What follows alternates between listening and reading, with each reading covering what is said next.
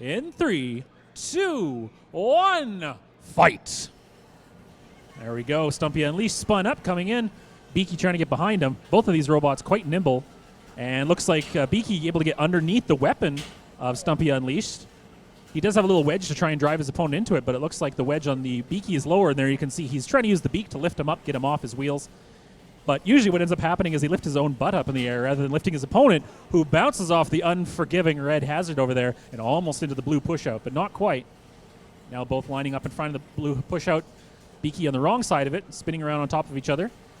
Beaky does have a tendency for his opponents to ramp right over top of him. Could maybe use something on top to hold him back, but he is doing a very good job of getting underneath his opponent. Very important for a little wedge lifter style like that. In the meantime, David, flipped upside down. He was actually trying to use the red hazard there to flip himself back over. Just over 2 minutes left as he's bouncing around his weapon, leaning against the wall. If he can use the bouncing of his robot to flip himself back over, he'll be back on his wheels and in a much better position. In the meantime, Ethan pinning him in the corner. He can hold him up for 10 seconds there. Then he has to let him go. That is something that he'll do both to run down the clock as also to show aggression and control, which is very important for scoring if this does go to the end of 3 minutes.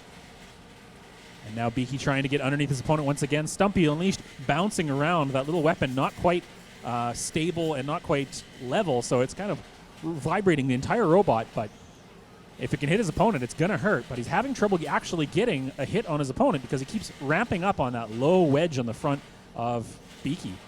As Ethan's trying to get Beaky around behind him. He's really close to that blue push out. He's on the edge. Over he goes. The win goes to Ethan with Beaky. Good job, Ethan. Good driving.